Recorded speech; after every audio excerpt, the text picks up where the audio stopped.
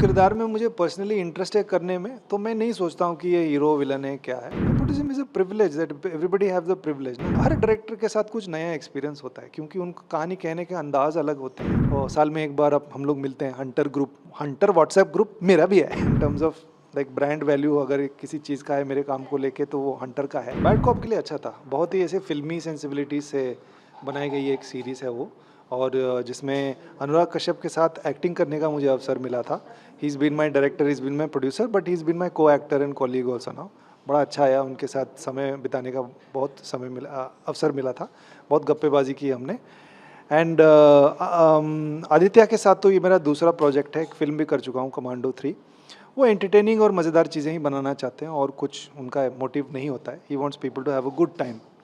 तो इससे पहले एक पुलिस का रोल किया था मैंने, जो बहुत ही एक रियलिस्टिक पुलिस ऑफिसर का रोल था दहाड़ में, और यहाँ पे एक फिल्मी पुलिस ऑफिसर का भी करने का मौका मिला। I thoroughly enjoyed. एक डाइवर्सिटी, एक वर्सिटैलिटी क्रिएट होता है उससे मेरे करियर। जो किरदार में मुझे पर्सनली इंटरेस्ट है करने में, तो मैं नहीं सोचता हूँ कि ये हीरो विलन है क्या है। If I am genuinely interested तो मैं उसे एक्सप्लोर करता हूँ, और तैयारी के लिए कुछ समय चाहिए होता है। I select generally first, genuinely interesting लगना चाहिए मुझे रोल, और फिर मुझे लगना चाहिए कि प्रोजेक्ट मेरे करियर के लिए अच्छा होगा। क्रिटिसिज्म इज़ इम्पॉर्टेंट, आपको समझ में आता है कि हाँ ठीक है, audience criticism is also important, कि कई बार हमें पता नहीं होता है कि क्यों पसंद आ रहा है, क्यों नहीं पसंद आ रहा है। तो it's fine, it's part and parcel of the game.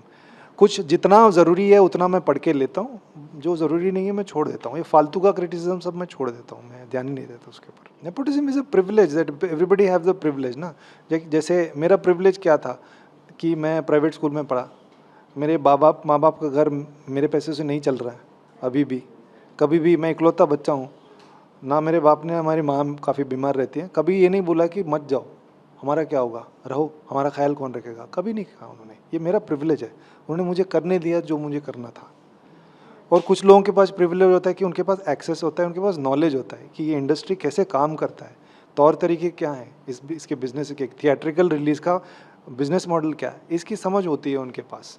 PR कैसे वर्क करता है, परसेप्शंस कितना इंपॉर्टेंट है, क्या है सिस्टम अवार्ड फंक्शंस का, ये सब का, हर चीज़ का, ये पहले से उनको पता होता है क्योंकि इसी माहौल में पले बड़े हैं। मेरे जैसे लोग आके सीखते हैं, हमको सीखना पड़ता है, ये नहीं है हमारे पास। ये और वो एक्सेसिबिलिटी, ये छोड़ के और कुछ नहीं है। बाकी आपको साबित करना पड़ेगा, बाकी आपको साबित करना पड़ेगा। आपको जितने भी, कभी कभी कुछ लोगों को लगता है कि ज़रूरत से ज़्यादा अपॉर्चुनिटीज़ दे रहे हैं, ये वो है, ये तो आप फजूल की बातें हैं। चाहे जितने भी अपॉर्चुनिटीज़ किसी को दे दें, अगर ऑडियंस को आप पसंद नहीं आ रहे हैं, आपकी फिल्में नहीं चल रही हैं, तो यू फील। ऐसे तो बहुत सारे लोग हैं जो प्रिविलेज्ड बैकग्राउंड से आते हैं, जो सक्सेसफुल नहीं हो पाए एज एक्टर्स या एज डायरेक्टर्स। बहुत लोग हैं ऐसे वहाँ पे, और ऐसे बहुत सारे लोग भी हैं जो बाहर से आए थे। शाहरुख खान भी one of the biggest examples. वो कुछ नहीं से आए थे, वो इतना बड़ा नाम, one of the biggest stars in the world बने हैं वो। तो रामलीला में बहुत समय देना पड़ता है, because mister Bhansali takes his time. तो आपको बहुत पेशेंस से काम करना होता है। कब आपका शॉट लगेगा, कितने दिन लगेंगे एक सीन में, उसके लिए आपको समय बनाना पड़ता है। फटाफट काम करके घर जाना है, ऐसा आपका अगर मिजाज है तो नहीं हो कर पाएंगे।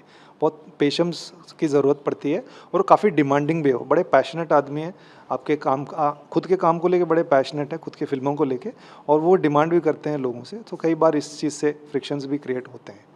बट बहुत ही अच्छा एक्सपीरियंस था जो भी मैंने। और हर डायरेक्टर के साथ कुछ नया एक्सपीरियंस होता है क्योंकि उनका कहानी कहने के अंदाज अलग होते हैं। उस एक कहानी के बारे में, किरदार के बारे में, उनका लैंग्वेज, विजुअल लैंग्वेज डिफरेंट होता है, उनका grammar, film making grammar different होता है। और इसमें अपने आप को ढालना अच्छा लगता है मुझे, और सीखने भी मिलता है, एक नया तजुर्बा भी मिलता है। और कई बार उस दिशा में वो पुश भी होता हूँ जो दिशा में मैं नेचुरली शायद ना जाऊँ, तो they push me in that direction. उसमें एक अनुभव, नया चीज़ कुछ करने का अनुभव भी मिलता है। हाँ, सबसे जाना माना फिल्म मेरा हंटर ही है। I really enjoyed. वो कई सारे लोग जो उस फिल्म के दौरान मेरे साथ काम किए वो मेरे दोस्त हैं, जैसे राधिका, हर्षवर्धन, सब मेरे दोस्त बन गए हैं। We still stay in touch. और साल में एक बार अब हम लोग मिलते हैं, Hunter group, Hunter WhatsApp group मेरा भी है तो हम लोग साल में एक बार मिलते हैं। तो 2015 में, तो अगला साल वो 10वां सालगिरह होगा। So we want to go back to Pune, because Pune में शूट हुई थी वो, और वही होटल जहाँ पे हम लोग रुके थे वहाँ पे रूम लेके आई थिंक ऐसे 2-3 दिन कुछ ऐसे बैठ के बातें करें। अभी तो सब लोग अयाशी वयाशी कुछ नहीं है, ऐसे सब लोग बात करें, क्या करेंगे, कुछ खाया जाए, नहीं, हाँ कुछ, हाँ कुछ, हाँ कुछ भी ड्रिंक्स ऐसे ऐसे कुछ ऐसे थोड़ा टाइम पास करके आ जाएंगे to celebrate the 10 years. It's given lot to me in terms of like brand value. अगर किसी चीज़ का है मेरे काम को लेके तो वो हंटर का है. अभी भी हंटर 2 कब आ रहा है, ये सीक्वल कब आ रहा है, ऐसे लोगों को थोड़ा एक्साइटमेंट है उसको चीज़ को लेकर. तो मुझे लगता है कि अगर बनेगा नहीं बट एक ब्रांड वैल्यू है उसका, है वो ज़रूर है. और बड़े अच्छे लोग थे, दोबारा से काम करने भी मिला कई लोगों के साथ में. It was a wonderful process. 2 दिन शूटिंग रुक गई थी जब बाड़ा साहब गुजर गए थे, but apart from that it was a wonderful process. Very professional, very respectful, very hard working. एक बच्चों की फिल्म है जो मेलबर्न में दिखाई जा रही है अभी, लिटिल थॉमस. वो आई थिंक ये साल या अगले साल यहाँ पे भी रिलीज़ होगी थिएट्रिकल. मैं 1 एट ए टाइम ही करता हूँ. तो है कुछ प्रोजेक्ट्स, तो फिलहाल एक की शूटिंग चल रही है, तो बीच में 1 महीने का गैप है. Thank you.